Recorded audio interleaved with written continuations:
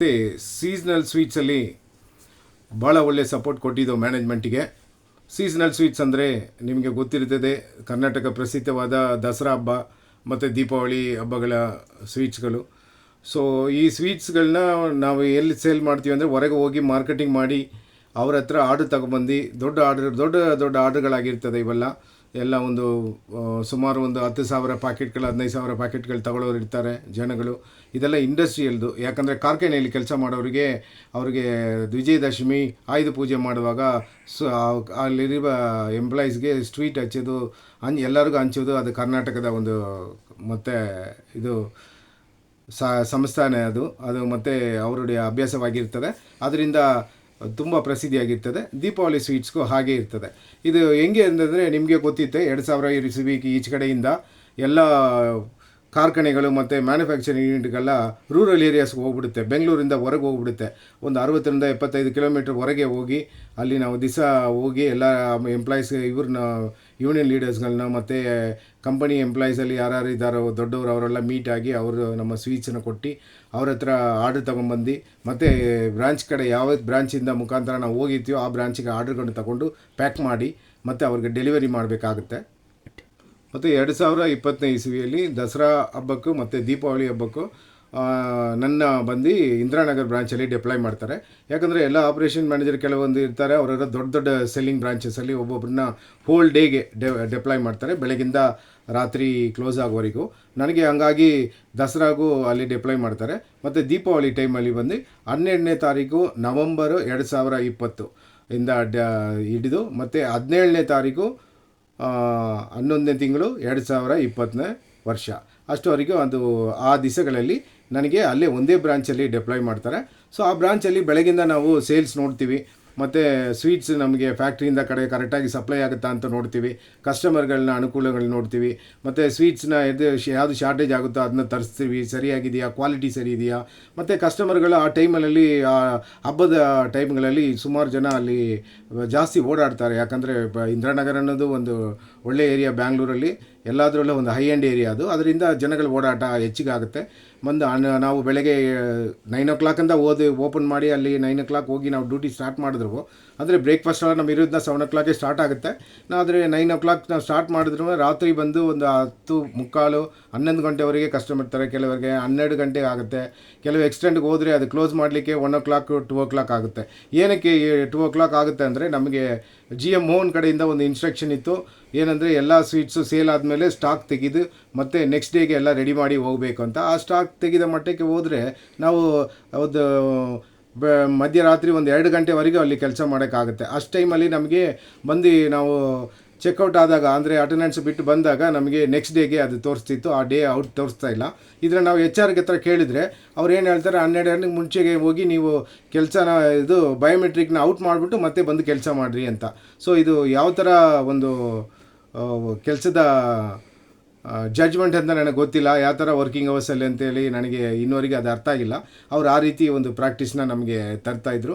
ಅಂದರೆ ಒಟ್ಟಿನಲ್ಲಿ extra hours work ಮಾಡೋದ್ರಲ್ಲಿ ನಾವು 2 ಗಂಟೆವರೆಗೂ ರಾತ್ರಿವರೆಗೂ ಕೆಲಸ ಮಾಡಿದ್ವಿ ಈ ಸಂಸ್ಥೆಯಲ್ಲಿ. ಮತ್ತು 18ನೇ ತಾರೀಕೆ ನೆಕ್ಸ್ಟ್ ಡೇಯಿಂದ ಮಾರನೇಕ್ಕೆ 15ನೇ ತಾರೀಕಿಂದ ನಾನು ರೆಗ್ಯುಲರ್ ಅಲಾಟೆಡ್ ಬ್ರಾಂಚಸ್ಗೆ ರೆಗ್ಯುಲರ್ ಡ್ಯೂಟೀಸ್ಗೆ ಹೋಗಬೇಕಾಗತ್ತೆ. ಅದರಲ್ಲಿ ಅಲ್ಸೂರಲ್ಲಿ ಪ್ರಿಫರಬಲ್ ಆಗಿ ಸ್ಟಾಫ್ ರೂಮ್ ತೊಂದರೆ ಬರುತ್ತೆ. ಸ್ಟಾಫ್ ರೂಮ್ ತೊಂದರೆಯಲ್ಲ, ಅವರು ಒಂದು ಎಲ್ಡರ್ಲಿ ಪರ್ಸನ್ ಅವರು.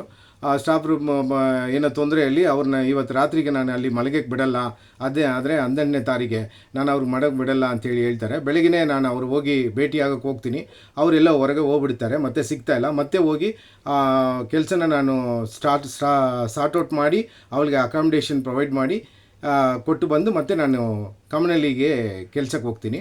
ಇದು ನನ್ನ ಒಬ್ಬನ ಒಂದು ಕೆಲಸ ಅಲ್ಲ. ಅಂದರೆ ಈ ಸ್ಟಾಫಿಗೆ ಒಂದು ಅಕಾಮಿಡೇಷನ್ ಪ್ರೊವೈಡ್ ಮಾಡೋದಂಥದ್ದು ನಮ್ಮ ಆಪ್ರೇಷನಲ್ಲಿ ನಾವು ಎಷ್ಟು ಮಾಡಿದರೆ ಅಷ್ಟು ಮಾಡ್ಬೋದು ಬಿಟ್ಟು ಇದು ನನ್ನ ಒಬ್ಬನೇ ಮಾತ್ರ ಕೆಲಸ ಅಲ್ಲ. ಇನ್ನೊಂದು ಕೆಲಸನೂ ಆಗ್ತಿತ್ತು ಕೆಲವು ಬ್ರಾಂಚ್ಗಳಲ್ಲಿ, ಹಲವಾರು ಬ್ರಾಂಚ್ಗಳಲ್ಲಿ ಸಂಬಳ ಆದರೆ ಒಂದು 2-3 ದಿವಸಕ್ಕೆ ಸ್ಟಾಫ್ ಯಾರು ಸರಿಗೆ ಬರ್ತಾ ಇದ್ದಿಲ್ಲ. ಮತ್ತು ರಾತ್ರಿ ಹೊತ್ತು ಅಲ್ಲಿ ರೂಮಲ್ಲಿ ಅವರು ಗಲಾಟೆಗಳು ಶುರು ಮಾಡ್ತಿದ್ರು. ಕೆಲವು ಕೆಟ್ಟ ಅಭ್ಯಾಸಗಳಿಂದ ತೊಂದರೆ ಮಾಡ್ಕೊಳ್ಳೋದು. ಮತ್ತು ಆವತ್ತು ಮಧ್ಯರಾತ್ರಿ 12 ಗಂಟೆಗೋ 1 ಗಂಟೆಗೆ 2 ಗಂಟೆಗೋ ನನಗೆ ಮಕ್ಕಳ ಒಂದು ಫೋನ್ಗಳು ಬರೋದು, ಇಲ್ಲ ನನಗೆ ಒಂದು ಮಾಹಿತಿ ಕೊಡೋದು, ಈ ಥರ ಗಲಾಟೆ ಆಗಿದೆ ಹೋಗಿ ನೋಡಿ ಅಂತೇಳಿ. ಆ ಟೈಮಲ್ಲಿ ಪೊಲೀಸ್ ಸ್ಟೇಷನ್ಗೆ ಹೋಗೋದು, ಇಲ್ಲ ಸ್ಟಾಫ್ಗಳಿಗೆ ಹೋಗೋದು. ನನ್ನ ನಾನ್ ಅಲಾಟೆಡ್ ಬ್ರಾಂಚಸ್ಗೆಲ್ಲೂ ನಾನು ವಿದ್ಯಾರಣ್ಯಪುರ ಅಲ್ಲಿ ಮತ್ತು ಬೇರೆ ಕಡೆ ಎಲ್ಲ ಸುಮಾರು ಕಡೆ ಹೋಗಿ ನೋಡಿ ಈ ಥರ ಪ್ರಾಬ್ಲಮ್ಗಳನ್ನ ನಾನು ಹ್ಯಾಂಡಲ್ ಮಾಡಿದ್ದೀನಿ. ಇವೆಲ್ಲ ನನ್ನದಂತ ಒಂದು ಕೆಲಸ ಅಂತಿಲ್ಲ, ಇವುದೆಲ್ಲ ನಾನು ಅಡಿಷ್ನಲ್ ಆಗಿ ಒಂದು ಇವರಿಗೆ ಕಂಪನಿಯವ್ರಿಗೆ ನಾನು ಮಾಡಿಕೊಟ್ಟಿದ್ದೆ. ಅಷ್ಟೊಂದು ಚಾಲೆಂಜಿಂಗ್ ಆಗಿ ಮಧ್ಯರಾತ್ರಿ ಎದ್ದು ಹೋಗೋದು, ಈಗ ಗಲಾಟೆ ಮಾಡಿಕೊಳ್ಳೋದು, ರಕ್ತ ಬರಂಗೆ ಹೊಡ್ಕೊಳ್ಳೋದು, ಆ ಥರ ವಿಷಯಗಳೆಲ್ಲ ನಾನು ಸಾರ್ಟ್ಔಟ್ ಮಾಡ್ತಿದ್ದೆ. ಸೊ ಅಲ್ಸೂರ ಒಂದು ಪ್ರಾಬ್ಲಮ್ ಸಾರ್ಟ್ಔಟ್ ಮಾಡಿದ್ಮೇಲೆ ನಾನು ಕಮ್ಮನಳ್ಳಿಗೆ ಹೊರಟೆ. ಯಾಕಂದರೆ ಕಮ್ಮನಳ್ಳಿನೂ ಒಂದು ಒಳ್ಳೆ ಸೆಲ್ಲಿಂಗ್ ಬ್ರಾಂಚಸ್, ನಮಗೆ ಸೆಲ್ಲಿಂಗ್ ಬ್ರಾಂಚಸ್ ಆಗಿತ್ತು. ಅಂದರೆ ಅಲ್ಲಿರುವ ಮ್ಯಾನೇಜರ್ಗಳು ನಮ್ಮ ಜೊತೆಯಲ್ಲಿ ಮಾರ್ಕೆಟಿಂಗ್ಗೋಸ್ಕರ ಈ ಥರ ಸೀಸನಲ್ ಮಾರ್ಕೆಟಿಂಗ್ಗೆ ಹೊರಗೆ ಬಂದಿರ್ತಾರೆ. ಆ ಬ್ರಾಂಚು ರೆಗ್ಯುಲರ್ ಆಗಿ ರೀಸೆಟ್ ಆಗಿರಲ್ಲ, ಮತ್ತು ಅದು ಒಂದು ವಾರ 10 ದಿವಸ ತಗೊಳುತ್ತೆ ರೆಗ್ಯುಲರ್ ಆಗಿ ಮಾಡಲಿಕ್ಕೆ, ರೆಗ್ಯುಲರೈಸ್ ಮಾಡೋಕ್ಕೆ. ಸೊ ಅದಕ್ಕೋಸ್ಕರ ಅಲ್ಲಿ ಹೈ ಎಂಡ್ ಕಸ್ಟಮರ್ಸ್ ಇರ್ತಾರೆ. ಸೊ ಆ ಕಂಪ್ನಿಯಲ್ಲಿಗೆ ನಾನು ಹೋಗಿ ಅಲ್ಲಿರುವುದನ್ನೆಲ್ಲ ಸರಿ ಮಾಡಿ ಅಲ್ಲೆಲ್ಲ ಸ್ಟ್ರೀಮ್ಲೈನ್ ಮಾಡಿ ಬಂದಷ್ಟಕ್ಕೆ ನನಗೆ ಟೈಮ್ಗಳಾಗ್ತಿತ್ತು. ಅಷ್ಟೊತ್ತಲ್ಲಿ ರಾತ್ರಿ ಒಂದು 8:45 ಏನು, ನಾನು 9 ಗಂಟೆ ಅಲ್ಲಿಂದ ನಾನು ನನ್ನ ಮನೆಗೆ ಬಂದು ಸೇರಿದೆ. ಮತ್ತು ಒಂದು 10 ಗಂಟೆ ಸಮಯಕ್ಕೆ GM ಮೋಹನ್ ಅವ್ರ ಕಡೆಯಿಂದ ನನಗೆ ಒಂದು 6 ಫೋಟೋ ಕಳಿಸ್ತಾರೆ ವಾಟ್ಸಪ್ಪಲ್ಲಿ. ಇದು ಬಂದು ನಾಗವರದಲ್ಲಿ ವೇಸ್ಟೇಜ್ ಆಗಿದೆ ಅಂತೇಳಿ. ನಾನು ಯಾವ ಥರ ಹೇಳಿದ್ನೋ ನಿಮಗೆ, ಇದೆಲ್ಲ ನಾನು ಹಲ್ಸೂರಿಂದ ಮುಗಿಸಿ ಕಮ್ಮನಳ್ಳಿ ಕೆಲಸ ಮುಗಿಸಿ ನಾನು ಮನೆಗೆ ಬಂದಿದ್ದೆ. ಒಂದು 10 ಗಂಟೆ ರಾತ್ರಿಯಲ್ಲಿ GM ಮೋಹನ್ ಬಂದು ಈ ಥರ ನನಗೆ ಒಂದು 6 ಫೋಟೋಗಳನ್ನ ಕಳಿಸ್ತಾರೆ. ಅದರಲ್ಲಿ ನೋಡಿದ್ರೆ ಡಸ್ಟ್ಬಿನ್ಗಳಲ್ಲಿ ಮತ್ತು ಬೇರೆ ಏನೋ ಬಿನ್ಗಳಲ್ಲಿ ಫುಡ್ ವೇಸ್ಟೇಜಸ್ ಇರ್ತದೆ ಎಲ್ಲನೂ. ಅಲ್ಲಿ ನಾಗವರಕ್ಕೆ ಹೋಗಿದ್ದರಿಂದ ನನ್ನ ಅದ್ರ ಬಗ್ಗೆ ತಿಳುವಳಿಕೆ ಇದ್ದಿಲ್ಲ. ಬಟ್ ಆದರೂ ಅವರು ಒತ್ತಿ ಇದು ವೇಸ್ಟೇಜ್ ಆಗಿದೆ, ನೀವು ನೋಡಿಲ್ಲ ಅಂತೇಳಿ ಮತ್ತು ಅದನ್ನ ಒತ್ತಿ ಹೇಳ್ತಾ ಇರ್ತಾರೆ. ಅದಕ್ಕೆ ನನಗೆ ಹೆಚ್ಚಿಗಾಗಿ ಮಾಹಿತಿನ ಅದನ್ನ ಕೊಡ್ತಾ ಇರ್ತಾರೆ. ಸರಿ, GM ಕೊಡ್ತಾರಲ್ಲ ಅಂತ ಒಂದು ಇಂಪಾರ್ಟೆನ್ಸ್ ಆಗಿ ತಗೊಂಡು ನಾವು ಅದು ಏನಾಗಿದೆ ಅಂತೇಳಿ ನನ್ನ ಕಡೆಯಿಂದ ಚರ್ಚೆ ಮಾಡಿ ನೋಡಿದಾಗ ಅಲ್ಲಿರುವ ಮ್ಯಾನೇಜರ್ಗಳು ಅದು ಫೋಟೋಸ್ ಬಂದು ಎಂಟೈರ್ಲಿ ಬಂದು ಬೆಳಗ್ಗೆಯಿಂದ ಕಸ್ಟಮರು ಲೆಫ್ಟ್ ಓವರ್ ಫುಡ್ಸು ಏನೇನಾಗುತ್ತೋ ಅದೆಲ್ಲ ಸೆಗ್ರಿಗೇಟ್ ಮಾಡಿ ಒಂದು ಡಬ್ಬಕ್ಕೆ ಹಾಕಿದ್ದಾರೆ. ಮತ್ತು ಸಂಜೆ ಏನೋ ವೇಸ್ಟೇಜ್ ಆಗಿ ಸ್ವಲ್ಪ ಇರೋದ್ರಿಂದ ಅದರಲ್ಲಿ ಬೇರೆ 2-3 ಫುಡ್ನ ಮಿಕ್ಸ್ ಮಾಡಿ ಸ್ವಲ್ಪ ಜಾಸ್ತಿ ಮಾಡಿ ಇಕ್ಕಿದ್ದಾರೆ. ಈ ಫೋಟೋಗಳನ್ನ ಯಾರು ತೆಗೆದ್ರೋ, ಇಲ್ಲ GM ಕಡೆಯಿಂದ ಯಾರೋ ಸ್ಪೈ ಬಂದು ಏನೋ ತೆಗೆದ್ರೋ ಏನೋ ನಮಗೆ ಗೊತ್ತಿದ್ದಿಲ್ಲ. ಸೊ ಈ ಥರ ಫೋಟೋಗಳನ್ನ ಕಂಡಿದ ಮೇಲೆ ನಾನು ಚರ್ಚೆ ಹೋಗಿದ್ದಕ್ಕೆ ಅಲ್ಲಿರುವ ಬ್ರಾಂಚ್ ಮ್ಯಾನೇಜರು ರಜದಲ್ಲಿದ್ದಾರೆ, ಆಮೇಲೆ ರೆಸ್ಟೋರೆಂಟ್ ಮ್ಯಾನೇಜರು ರಜದಲ್ಲಿದ್ದಾರೆ. ಇವರಿಬ್ಬರು ಇದಕ್ಕೆ ಕೂಡಾದಾಗ ಬೆಳಗ್ಗೆ ಪ್ರೊಡಕ್ಷನ್ ಅವರು ಜವಾಬ್ದಾರಿಯಲ್ಲಿ ಆಗಬೇಕಾಯ್ತು, ಇಲ್ಲ ಈವ್ನಿಂಗ್ ಡಸ್ಟ್ಬಿನ್ನಲ್ಲಿ ಥ್ರೋ ಆಗಿದ್ದು ಅವ್ರ ಜವಾಬ್ದಾರಿಯಲ್ಲಿ ಆ ಇಬ್ಬರು ಯಾರೋ ಒಬ್ಬರು ಇದರೆಲ್ಲ ಅವ್ರ ಜವಾಬ್ದಾರಿ ಆಗಿತ್ತು. ಈ ಇಬ್ಬರಿಗೆ ರಜಾ ಕೊಟ್ಟಿದ್ದವರು ಬಂದು ನಮ್ಮ HR ಮ್ಯಾನೇಜರು ಕಾರ್ತಿಕ್ ಅನ್ನೋರು. ಇಲ್ಲಿಂದ ಸ್ಟಾರ್ಟ್ ಆಗುತ್ತೆ ಅವರ ಒಂದು ಗೇಮ್ಗಳು, ಅಂದರೆ HR ಕಾರ್ತಿಕ್ ಮತ್ತು GM ಮೋಹನ್ ಅವರ ಗೇಮ್ಗಳು. ಮತ್ತು ಇದರ ಮುಖಾಂತರ GM ಮೋಹನ್ ಅವರಿಗೆ ನಾನು ಒಂದು ವಿಷಯನ ತಿಳ್ಕೊಳ್ತೀನಿ, ರಿಜಿಸ್ಟರ್ ಮಾಡ್ತೀನಿ. ಏನಂದರೆ ಇಡೀ ಅಡಿಯಾರ ಹಿಸ್ಟ್ರಿಯಲ್ಲಿ ವೇಸ್ಟೇಜಲ್ಲಿ ಮೊದಲನೇ ದಾರಿ ವರ್ಕ್ ಮಾಡಿ ವೇಸ್ಟೇಜ್ನ ರಿಡ್ಯೂಸ್ ಮಾಡಿ ಅದನ್ನೊಂದು ಸ್ಟ್ರೀಮ್ಲೈನ್ ತಂದಿದ್ದು ನಾನೇ. ಅದು ಅವರಿಗೆ ಗೊತ್ತು, ಅವ್ರು ಕೊಟ್ಟಿದ್ದೆ ಎಕ್ಸಿಕ್ಯೂಷನೇ ಅದು. ಆವಾಗ ಬೇಸ್ ಕಿಚನ್ ನಾಗವರದಲ್ಲಿ ಇದ್ದಿಲ್ಲ, ಮಾಗಡಿ ರೋಡಲ್ಲಿತ್ತು, ಹೌಸಿಂಗ್ ಬೋರ್ಡ್ ಹತ್ರ. ನಾನು 4:15 ಹೋಗ್ತಾ ಇದ್ದೆ ಅಲ್ಲಿ ಕಿಚನ್ಗೆ, ಬೆಳಗಿನ ಜಾವ 5 ಗಂಟೆಗೆ ಹೋಗ್ತಾ ಇದ್ದೆ. ಈ ಥರ ಅಲ್ಲಿ ಒಂದು 10-15 ದಿವಸ ನಾನು ಎಕ್ಸಸೈಸ್ ಮಾಡಿ ಆ ಪ್ರೊಡಕ್ಷನ್ ಎಷ್ಟಾಗುತ್ತೆ, ಆ ಪ್ರೊಡಕ್ಷನ್ ಔಟ್ಪುಟ್ ಎಷ್ಟು ಬರುತ್ತೆ, ಅದು ಯಾವ ಬ್ರಾಂಚ್ಗೆ ಹೋಗುತ್ತೆ, ಆ ಗಾಡಿಗಳು ಎಲ್ಲೆಲ್ಲಿ ಹೋಗುತ್ತೆ, ಯಾರೆಲ್ಲ ಎಷ್ಟೆಷ್ಟು ಇಂಡೆಂಟ್ ಮಾಡ್ತಾರೆ, ಅವರು ಮಾಡಿ ಅದನ್ನ ಸೇಲ್ ಮಾಡ್ತಾರಾ ಅಥವಾ ಮೋರಿಗೆ ಚಳಿತಾರ, ಇದು ಮಾಡ್ತಾರೆ, ಅವ್ರ ಕ್ಯಾಪಬಿಲಿಟಿ ಹೆಂಗಿದೆ ಅಂತ ಹೇಳಿ ಪ್ರತಿಯೊಂದು ಇಬ್ಬರನ್ನ ಕ್ಯಾಲಿಬರ್ನ ಕ್ಯಾಲ್ಕುಲೇಟ್ ಮಾಡಿ ಆ ವೇಸ್ಟೇಜ್ಗಳನ್ನ ಹೆಂಗೆ ಲಿಂಕ್ ಮಾಡಿವೆ. ಹೋಟ್ಲಲ್ಲಿ ವೇಸ್ಟೇಜ್ ಮಾಡೋದೊಂದು ಸಾಧಾರಣ ವಿಷಯ ಅಲ್ಲ. ಅದರಲ್ಲಿ ಗೊತ್ತಿರೋರು ಮಾತ್ರ, ಅದರಲ್ಲಿ ಒಂದನ್ನ ಲೂಪ್ ಹೋಲ್ಸ್ಗಳು ಗೊತ್ತಿರೋ, ಅದ್ರ ಬಳಿ ಹೆಚ್ಚಿನ ಮಾಹಿತಿ ಇರೋರಿಗೆ ಮಾತ್ರ ವೇಸ್ಟೇಜಲ್ಲಿ ವರ್ಕ್ ಮಾಡೋಕ್ಕೆ ಸಾಧ್ಯ. ಯಾಕಂದರೆ ಇವತ್ತು ಒಂದು 2 ಜನ ಕಸ್ಟಮರ್ ವಾಪಸ್ ಹೋದರೆ ವಾಪಸ್ ಹೋಗ್ಬಿಟ್ರು ಅಂತ ಬರುತ್ತೆ. ಅದನ್ನ ನೀವು ಒಂದು ಕಾಸ್ಟಿಂಗಲ್ಲಿ ಲೆಕ್ಕಾಚಾರದಲ್ಲಿ ನೋಡಿದ್ರೆ ಅದು ನೆಕ್ಸ್ಟ್ ಡೇಗೆ ಅದು ಈಕ್ವಲ್ ಆಗಿರಬೇಕು ನನಗೆ. ಆವಾಗಲೇ ನಿಮ್ಮ ಇಂಡನ್ ಸೈಜ್ ಏನಂತ ಗೊತ್ತಾಗೋದು. ಈ ಥರ ವರ್ಕ್ನ ನಾನು ಮಾಡಿ ಅವರಿಗೆ ಡೆಡಿಕೇಟ್ ಮಾಡಿ ಇದನ್ನು ಪ್ರತಿಯೊಂದು ಬ್ರಾಂಚ್ಗೂ ನಾನು ಅಡ್ಮಿನಿಸ್ಟ್ರೇಷನ್ ಆಗಿ ಮಾಡಿ ಎಲ್ಲರಿಗೂ ಸರಿ ಮಾಡಿ ಕೊಟ್ಟೆ. ಎಲ್ಲ ಕಡೆಯೂ ವೇಸ್ಟೇಜ್ನು ಮಿನಿಮಲ್ ಆಯಿತು. ಬೇರೆ ಮ್ಯಾನೇಜರ್ಗಳ ಮುಖಾಂತರ ಬೇರೆ ಬ್ರಾಂಚ್ಗಳಲ್ಲಿ ತಿಳ್ಕೊಂಡ್ರು 10 kg 15 kg ಎಲ್ಲ ಮೋರಿಗೆ ಚೆಲ್ಲೋರೆಲ್ಲ ಕಡಿಮೆಯಾಗಿ ಎಲ್ಲ ವೇಸ್ಟೇಜ್ ಬಂದು ನಿಂತು. ಇದು ಮೋಹನ್ ಕೊಟ್ಟಿದ್ದೆ ನನಗೆ, ಅವರು GM ಮೋಹನ್ ಕೊಟ್ಟಿದ್ದ ಅವರು ಎಕ್ಸಿಕ್ಯೂಷನೇ. ಇದನ್ನು ನಾನು ಬೆಟ್ರಾಗಿ ಮಾಡಿ ಎಲ್ಲ ಕಡೆ ಇಂಪ್ಲಿಮೆಂಟ್ ಮಾಡಿದೆ. ಇದು ಅವಳಿಗೆ ಭಾಳ ಚೆನ್ನಾಗಿ ಗೊತ್ತಿತ್ತು.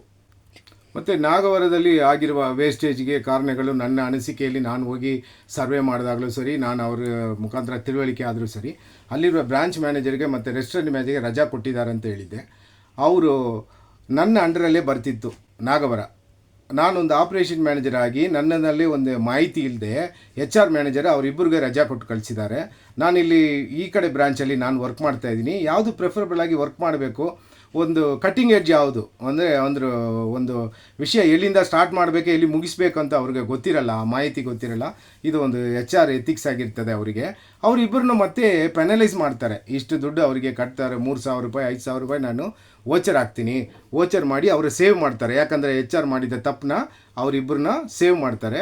ಮತ್ತು ನನಗೆ ಬಂದು GM ಬಂದು ಪ್ರೆಷರ್ ಕೊಡ್ತಾನೆ ಇರ್ತಾರೆ, ಒಂದು ಕಡೆ ಮೆಸೇಜಿನ ಮಾಡ್ತಾನೆ ಇರ್ತಾರೆ. ಅಂದರೆ ಇದಕ್ಕೆ ವೇಸ್ಟೇಜ್ ಕಾರಣ ನೀನೇ ಆಗಿರ್ತೀಯಾ, ನೀನು ಕೆಲಸ ಬಿಟ್ಟು ಹೋಗ್ಬಿಡು, ನೀನು ಇಲ್ದಿರೋದ್ರಿಂದ ಇದು ಬೆಟ್ರಾಗಿರ್ತದೆ, ನಾವಾಗಿ ಹೋಗಿ ಕೆಲಸ ಬಿಟ್ಟು ಅಂತ ಹೇಳಿದ ಮೇಲೆ ನೀವಾಗಿ ಹೋಗಿಬಿಡಿ ಅಂತ ಅವ್ರು ಹಾಕಿದ ಮೆಸೇಜ್ಗೆಲ್ಲ ನನ್ನ ಹತ್ರ ಇನ್ನೂ ಕೆಲವು ಎವಿಡೆನ್ಸ್ಗಳನ್ನ ನಾನು ಇಟ್ಟಿದ್ದೀನಿ. ನನ್ನ ತುಂಬ ಪ್ರೆಷರ್ ಮಾಡಿ HR ಮೋಹನು ಮತ್ತು HR ಕಾರ್ತಿಕ್ ಮತ್ತು GM ಮೋಹನು ನನ್ನ ಮೇಲೆ ಒಂದು ದೊಡ್ಡ ಅಪರಾಧ ಕಟ್ಟಿ ನನ್ನ ಕೆಲಸದಿಂದ ಬಿಟ್ಟು ಹೋಗಬೇಕು ಅಂತೇಳಿ ನಾನು ಅದರಿಂದ ಬಿಟ್ಟು ಹೋಗಬೇಕು ಅಂತೇಳಿ ಅವರು ಒಂದು ಪ್ಲ್ಯಾನ್ನ ಸ್ಟಾರ್ಟ್ ಮಾಡ್ತಾರೆ. ಸೊ ಅವರು ಮೆಸೇಜ್ಗಳನ್ನ ಪ್ರೆಷರ್ ಮಾಡಿ ನನಗೆ ಕೆಲಸ ಬಿಟ್ಟು ಹೋಗಿ ಕೇಳಿಬಿಟ್ಟು HR will call you tomorrow ಅಂತೇಳಿ ಫೈನಲ್ ಆಗಿ ಒಂದು ಮೆಸೇಜ್ ಹಾಕ್ಬಿಟ್ಟು ಅವರು ಆಫ್ಲೈನ್ ಹೊಂಟೋಗ್ತಾರೆ. ನಾನು GMಗೂ ಕೂಡ ಸುಮಾರು ರಿಪ್ಲೈಗಳು ಮಾಡಿದೆ ವಾಟ್ಸಪ್ಪಲ್ಲಿ, ಎಷ್ಟೋ ಅವರಿಗೆ ಪ್ರಯತ್ನ ಬಿದ್ದೆ ನಾನು. ಅವರು ನನ್ನ ಮಾತು ಕೇಳಿದೆ, ಅವ್ರು ಹೇಳಿದೆ ಒಂದೇ ಕಡೆ ಒನ್ ವೇ ಟ್ರಾಫಿಕ್ ಥರ ಅವ್ರು ಮಾತಾಡಿ HR will call you tomorrow ಅಂತೇಳಿ ಮುಗಿಸಿದ್ರು. ನಾನು ಮಾರನೇಕ್ಕೆ ಕೆಲಸಕ್ಕೆ ರೆಡಿ ಆಗ್ತಾಯಿದ್ದ ಮನೆಯಲ್ಲಿ ಕಾರ್ತಿಕ್ ಒಂದು 8 ಗಂಟೆಗೆ ನನಗೆ ಕಾಲ್ ಮಾಡ್ತಾರೆ ಬೆಳಗ್ಗೆ. ಈ ಥರ GM ಬಂದು ನಿನಗೆ ಟರ್ಮಿನೇಷನ್ ನೋಟಿಸ್ ಕಳಿಸ್ಬೇಕು ಅಂತ ಹೇಳಿದ್ದಾರೆ, ನಾನು ಇಂದಿರಾನಗರ್ಗೆ ಕಳಿಸ್ಕೊಡ್ತೀನಿ, ಅಲ್ಲಿ ನನಗೆ ಅಕ್ನಾಲೇಜ್ಮೆಂಟ್ ಮಾಡಿಕೊಡಿ ಅಂತ ಅವರು ಹೇಳ್ತಾರೆ. ಇದು ನಾನು ಕಾರ್ತಿಕ್ಗೆ ರಿಪ್ಲೈ ಹೇಳಿದೆ, ಈ ಥರ ಅವರು ಸೈನ್ ಮಾಡಿ ಕಳಿಸಿ ಅಂದರೆ. ನಾನು ಹೇಳಿದೆ ಇದು ನನ್ನ ತಪ್ಪಲ್ಲ, ನಾನು ಇದರಲ್ಲಿ ಸ್ವಲ್ಪನೂ ನನಗೆ ಒಪ್ಪಿಗೆ ಇಲ್ಲ, ನಾನು ತಪ್ಪು ಮಾಡಿಲ್ಲ, ನನ್ನ ಮನಸಾಕ್ಷಿ ಪ್ರಕಾರ ಒಪ್ಪಿಗೆ ಇಲ್ಲ. ಯಾಕೆ ನೀವು ನೋಡ್ತೀರಲ್ಲ, ನೀವೇ ಯಾರ್ದು ತಪ್ಪು ಅಂತೇಳಿ ನಿಮಗೆಲ್ಲರಿಗೂ ಇದು ಗೊತ್ತಾಗ್ಬೋದು. ನಾನು HR ಕಳಿಸುವ ಟರ್ಮಿನೇಷನ್ ನೋಟಿಗೆ ಒಪ್ಪಿಗೆ ಕೊಟ್ಟಿಲ್ಲ ಯಾವುದೇ ಮಾತಲ್ಲಿ. ಮತ್ತು ಕಾರ್ತಿಕ್ ಹೇಳ್ತಾರೆ, ಈ ಥರ ಇವತ್ತೇ ನೀನು ಕೆಲಸ ಬಿಟ್ಟರೆ GM ಹೇಳಿದ್ದಾರೆ 2 ತಿಂಗಳ ಸಂಬಳ ನಿಮಗೆ ಒಟ್ಟಿಗೆ ಸೇರಿ ಕೊಡ್ತೀವಿ, ಇವತ್ತೇ ನೀವು ಕೆಲಸ ಬಿಟ್ಬಿಡಬೇಕು ಅಂತ ಹೇಳ್ತಾರೆ. ಅದಕ್ಕೂ ನಾನು ಯಾವುದೇ ಕಾರಣಕ್ಕೂ ಒಪ್ಪಿಗೆ ತಿಳಿಸಿಲ್ಲ, ಅವ್ರಿಗೆ ಯಾವ್ದಾರ ಸೈನು ಮಾಡಿಕೊಟ್ಟಿಲ್ಲ. ಅವ್ರ ಮಾತಲ್ಲೂ ಸರಿ ನನಗೆ ನಾನು ಒಪ್ಪಿದ್ದೀನಿ ಅಂತ ಹೇಳಿಲ್ಲ. ಮತ್ತು ನಾನು ಈಗ ಕಮ್ಮನಹಳ್ಳಿ ಬ್ರಾಂಚ್ಗೆ ನಾನು ಹೊರಟು ಬರ್ತಾಯಿದ್ದೀನಿ. ಕಮ್ಮನಹಳ್ಳಿ ಬ್ರಾಂಚ್ಗೆ ಹೊರಟು ಬಂದಾಗ ನಾನು ಬಯೋಮೆಟ್ರಿಕ್ ಅಟೆಂಡೆನ್ಸ್ನ ಪಂಚ್ ಮಾಡೋಕ್ಕೆ ಹೋಗ್ತೀನಿ. ಬಯೋಮೆಟ್ರಿಕ್ ಅಟೆಂಡೆನ್ಸ್ ವರ್ಕ್ ಆಗಿಲ್ಲ. ಸುಮಾರು ಸಲ ಇದೇ ಥರನೇ ಅದು ರಿಪೇರಿ ಇರ್ತದೆ, ವರ್ಕ್ ಆಗದೆ ಇರ್ತೇನೆ, ಯಾವಾಗಲೂ ವರ್ಕ್ ಆಗದೆ ಇರ್ತದೆ. ಮ್ಯಾನುವಲ್ ಅಟೆಂಡೆನ್ಸ್ ಇವರು ಕನ್ಸಿಡರ್ ಮಾಡಲ್ಲ.